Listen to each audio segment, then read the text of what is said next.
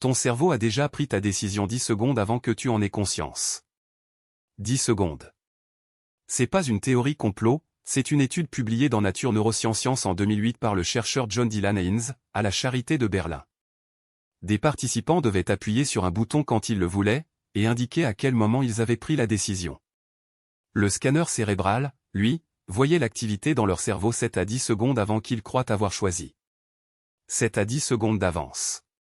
Et en 2012, des travaux complémentaires ont repoussé ce délai à 11 secondes pour certains types de décisions. 11 secondes pendant lesquelles ton cortex préfrontal et ton cortex pariétal s'activent en silence, préparent l'action, et toi tu n'en sais rien. Et c'est là que ça devient dingue, au moment où tu as l'impression de choisir, la décision est déjà prise. Ton sentiment de libre arbitre, ce truc fondamental sur lequel tu bases toute ta vie, n'arrive qu'en dernier. Comme si la conscience était juste là pour signer un contrat déjà rédigé. Alors maintenant la vraie question qui se pose, si ce n'est pas toi qui décides, c'est quoi? Tu savais, toi? En ce moment précis, ton corps fabrique une molécule qu'on retrouve dans le venin de certains serpents parmi les plus dangereux au monde. Et non, c'est pas une métaphore. C'est littéralement de la biologie. Cette molécule, elle s'appelle la bradykinine. Ton organisme la produit naturellement, là, maintenant, pendant que tu regardes cette vidéo. Elle déclenche une vasodilatation intense, elle provoque une douleur aiguë si elle est libérée en excès, et elle fait chuter ta pression artérielle. C'est exactement ce que ressent une victime mordue par le Botrop jararaca, un serpent d'Amérique du Sud redouté pour la violence de son venin. Sauf que toi, ton corps la contrôle et l'utilise pour réguler ta tension en permanence. Et c'est là que ça devient vraiment dingue.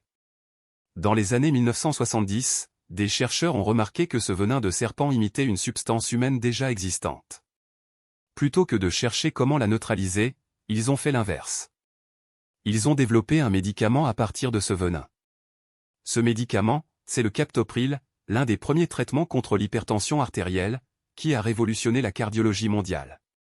Ton corps et le serpent utilisent la même molécule. L'un pour te tuer, l'autre pour te maintenir en vie. Toi, tu savais que tu étais un peu venimeux? Il y a en ce moment dans ton corps une cellule d'1,20 m de long. Une seule cellule. Pas un tissu, pas un organe. Une cellule unique, continue, qui part du bas de ta colonne vertébrale et descend jusqu'au bout de tes orteils. C'est le neurone moteur le plus long du corps humain, et franchement, c'est un truc de science-fiction. Pour te donner une échelle, un globule rouge mesure 7 micromètres. Ce neurone, lui, s'étire sur 1,2 m chez un grand adulte. Et il ne fait pas que rester là, il transmet des signaux électriques à une vitesse pouvant atteindre 120 mètres par seconde, soit 432 km/h. Le temps que tu lises cette phrase, l'info a déjà fait l'aller-retour plusieurs fois. Et c'est là que ça devient dingue. Si tu agrandissais ce neurone à échelle humaine, son corps cellulaire serait de la taille d'une balle de tennis. Et son axone? Il s'étirerait sur 7 km. Une seule cellule. 7 km. Mais quand la gaine qui protège cet axone se dégrade, c'est ce qui se passe dans la sclérose en plaques. Cette vitesse de 432 km/h peut tomber à 1,8 km/h. De supersonique à escargot. Tout ça dans la même cellule.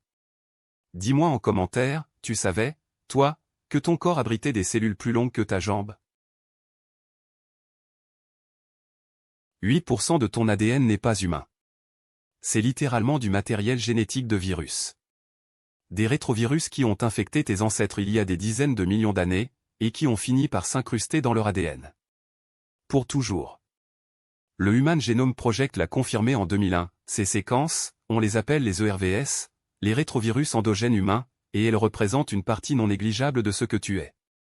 Mais attends. Ce serait déjà dingue si ça s'arrêtait là. Sauf que non. Ton corps n'a pas juste subi ces virus. Il les a domestiqués. Il leur a trouvé un usage. Et c'est là que ça devient vraiment fou. Deux gènes, la syncytine 1 et la syncytine 2, viennent directement de rétrovirus capturés il y a 25 et 40 millions d'années. Et ces deux gènes-là, ils servent à construire le placenta. La couche cellulaire qui permet à une mère de nourrir son bébé, de lui passer de l'oxygène, de lui transmettre des anticorps. Sans ces gènes d'origine virale, la grossesse chez les mammifères placentaires, dont nous, serait tout simplement impossible. Tu existes grâce à un virus. Ta mère aussi. Et ta grand-mère aussi. Alors dis-moi, tu savais, toi, que des virus t'avaient construit de l'intérieur. Tes poumons produisent jusqu'à 100 ml de liquide par jour. Chaque jour. Et ce liquide, normalement, disparaît avant même que tu t'en rendes compte, absorbé en silence par ton système lymphatique. Mais si quelque chose déraille, les alvéoles se remplissent. Et là, tu te noies littéralement dans tes propres sécrétions. C'est ça, un édème pulmonaire aigu. Pas une métaphore. La réalité. Alors qu'est-ce qui t'empêche de te noyer là, maintenant, pendant que tu regardes cette vidéo? Un film. Un film de 7 nanomètres d'épaisseur. Ça, c'est 7 millionièmes de millimètre. On appelle ça le surfactant pulmonaire, découvert par John Clement en 1957. Il est composé à 80% de phosphatidylcholine, et ton corps en fabrique environ 10 mg par kilo de poids corporel chaque jour. Son rôle? Empêcher tes 300 millions d'alvéoles de s'effondrer sur elles-mêmes à chaque fois que tu expires. Sans lui, elles collapseraient. Définitivement. Et c'est là que ça devient vraiment dingue. Un bébé né avant 28 semaines de grossesse ne produit pas encore ce surfactant. Ses alvéoles ne tiennent pas. C'est pour ça que les grands prématurés développent un syndrome de détresse respiratoire sévère. Une couche de 7 nanomètres entre eux et l'asphyxie. Entre toi et l'asphyxie. Tu savais que ta vie tenait à un film aussi fin? En ce moment même, entre tes orteils, il y a plus de 200 espèces fongiques différentes. 200. Cartographiées par des chercheurs de l'Université du Colorado en 2012. Et non, c'est pas parce que t'es sale.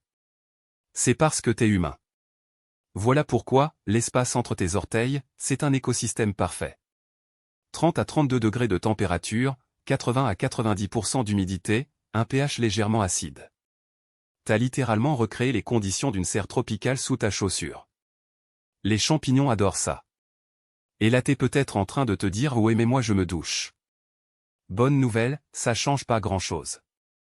En fait, si tu te sèches les pieds en dernier après la douche, tu redistribues les micro-organismes de tout ton corps directement vers les espaces interdigitaux.